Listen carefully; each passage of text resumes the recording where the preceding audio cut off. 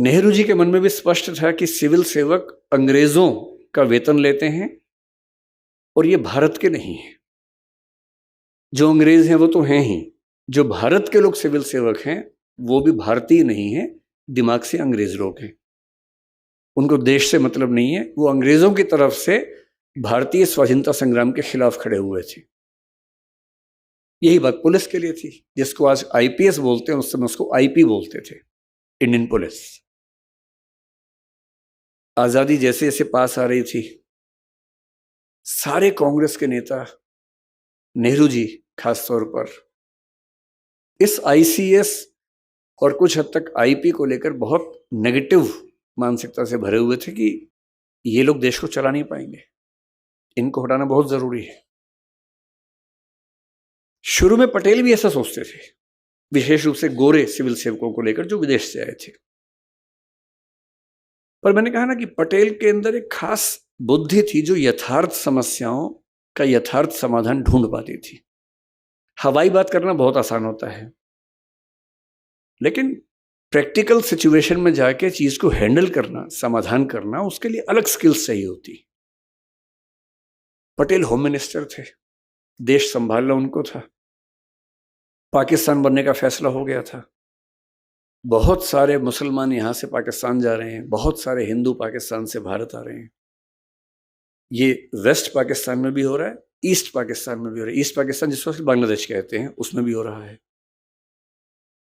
और बार बार उस समय तो खबरें जानने का बहुत कम साधन थे, और ऐसी अफवाहें बार बार उड़ रही हैं कि यहाँ इतने मुसलमान मार दिए गए, यहाँ इतने हिंदू मार दिए गए। और एक अफवाह उड़ते ही दंगा शुरू होता था, हजारों लोग मर जाते थे क्योंकि अफवाह उड़ गई है। उन अफवाहों के बीच में देश के हर नागरिक को सुरक्षित रखना, भारत के मुसलमानों को, सिखों को, यहूदियों को, पारसियों को, जैनों को ये विश्वास दिलाना कि आप भारत में सुरक्षित हैं, ये होम मिनिस्टर की जिम्मेदारी है। और होम मिनिस्टर ये कैसे करेगा? जब तक उसके पास ऐसे प्रशासक ना हो जिनको एक जिला संभालना आता हो, एक राज्य संभालना आता हो, जिन्होंने पिछले 20-30 साल तक यही काम किया हो। 40% के आसपास सिविल सेवक उस समय जा चुके हैं वापस इंग्लैंड, आधे सिविल सेवक बचे हुए हैं। जो एक जिला संभाल सकता है वो 3-3 जिलों का इलाका संभाल रहा है, और ऊपर से रोज कांग्रेस की गालियां खा रहा है कि ये देशद्रोही लोग हैं। और पटेल साफ साफ देख रहे हैं कि अगर ये लोग हट गए, उन्होंने कहा कांग्रेस के लोगों से कि अगर आपको लगता है कि कांग्रेस से स्वयं सेवक जिले चला लेंगे तो चलवा के देख लीजिए, एक तो चलवा के देखिए पहले। ये मजाक नहीं है प्रशासन चलाना। जिनको 20-20, 30 साल का अनुभव है वो नहीं संभाल पा रहे हैं, और आप चलवाएंगे इन स्वयं सेवकों से। संविधान सभा की बैठक चल रही है, all India services IAS IPS पर बात चल रही है। 9 सर्विसेज में से 7 को हटाने की सहमति बन चुकी है। ऑल इंडिया सर्विस का मतलब ये होता है वो सर्विस जो केंद्र सिलेक्शन करता है और राज्यों में लोग काम करते हैं। जो बात पटेल ने कही थी मैं भी आपसे कह रहा हूं,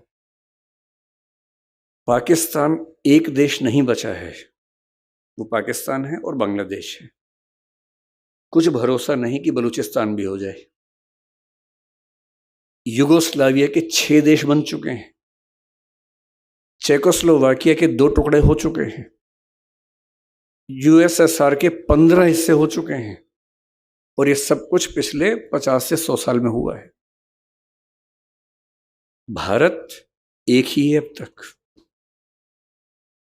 जो सिक्किम भारत में नहीं था वो सिक्किम भारत में आ गया है, उसमें इंदिरा गांधी की बड़ी भूमिका थी, उनका सम्मान करना चाहिए हमें। नागालैंड आजादी के समय से ही भारत से अलग होने का प्रयास कर रहा था, नाराज था, आज तक भारत में बना हुआ है। मेघालय में, मिजोरम में बहुत विवाद हुए पर भारत में है। केरल, तमिलनाडु में भी कभी कभी छोटे मोटे विवाद हुए पर भारत में ही है। और इन सबके भारत में होने के पीछे ना कोई नारा काम करता है, ना बड़ी बड़ी बातें काम आती हैं। जो चीज सबसे ज्यादा काम आती है वो है all India services, IAS IPS, और बाद में एक IFS बनी जिसको हम फॉरेस्ट सर्विस वन सेवा कहते हैं। क्यों? क्योंकि आपको central service, state service, all India service का अंतर शायद ना पता हो। सेंट्रल सर्विस केंद्र की सेवा है, केंद्र के काम, केंद्र के लोग केंद्र का ही काम करेंगे। राज्य की सेवा, स्टेट सर्विस, स्टेट की सर्विस है। राज्य सिलेक्शन करेगा, राज्य ट्रेनिंग देगा, राज्य नौकरी पर रहेगा, ट्रांसफर करेगा, पोस्टिंग करेगा, रिटायरमेंट होगी, पेंशन देगा, सब कुछ राज्य करेगा। राज्य चाहते थे कि केंद्र के लोग हम पे दखल ना दें। पटेल देख पा रहे थे कि अगर केंद्र का कंट्रोल नहीं हुआ तो ये राज्य भारत में रहेंगे ही नहीं, और उन्होंने दुनिया का सबसे अनूठा कॉन्सेप्ट दिया, ऑल इंडिया सर्विस, जो दुनिया के किसी और देश में नहीं है, केवल भारत में है। और वो कॉन्सेप्ट क्या है? IAS और IPS, पहले 9 सर्विसेज से 7 तो चलेगी, 2 बची। IAS और IPS का सिलेक्शन केंद्र करेगा, ट्रेनिंग केंद्र करवाएगा, मसूरी और हैदराबाद में। उनकी पोस्टिंग राज्य में होगी। हर राज्य में 2/3 IAS और IPS अन्य राज्यों के होंगे, उस राज्य के नहीं होंगे। किसी भी राज्य में 1/3 से ज्यादा होम कार्डर के लोग नहीं हो सकते हैं, 2/3 बाहर के ही होंगे। और किसी भी राज्य के प्रशासन के सारे ऊंचे पद, डिस्ट्रिक्ट कलेक्टर या जिसको आप DC कहते होंगे, या जो भी नाम या कलेक्टर चलता होगा, जो भी चलता होगा, कहीं DM बोलते हैं, कहीं कलेक्टर बोलते हैं, कहीं DC बोलते हैं, बात है कि जिले का हेड जो होता है, जिले का हेड, जिले का पुलिस का हेड SP, और उनसे ऊपर के प्रशासन और पुलिस के सारे पद केवल IAS और IPS के पास होते हैं, लगभग 90% से ऊपर।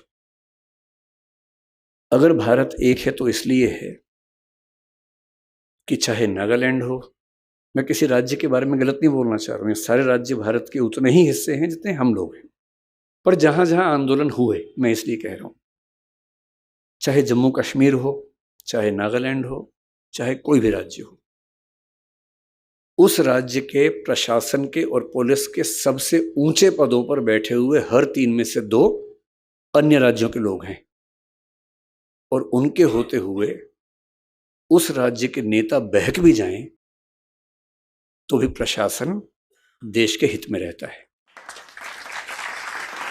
और अगर इतनी गहरी सोच उस समय पटेल ना लाते, हालांकि ये सोच कुछ मात्रा में पहले से आ रही थी, अंग्रेज भी ला रहे थे, लेकिन संविधान सभा अड़ी हुई थी कि ICS को नहीं चलने देना है। ऑल इंडिया सर्विस को लेकर राज्य अड़े हुए थे कि हम केंद्र का नियंत्रण अपने ऊपर नहीं चाहते हैं। संविधान सभा में पटेल साहब के भाषण से पहले तक माहौल ये था कि नहीं चलेगा, और अक्टूबर 1947 की मेरे ख्याल से बात है, नहीं 48 की शायद बात है, अगर आपने सरदार पटेल की वो स्पीच नहीं पढ़ी है तो संविधान सभा की बहसों में से ढूंढ के पढ़िए। उनकी स्पीच थी, और उसके बाद इस संविधान का अनुच्छेद 312 और 314 संविधान सभा ने सर्वसम्मति से पास किए, और पास कर दिए तो आज तक हम हैं, नहीं तो आज मैं वीजा लेके यहां पर आता। मेरे ख्याल से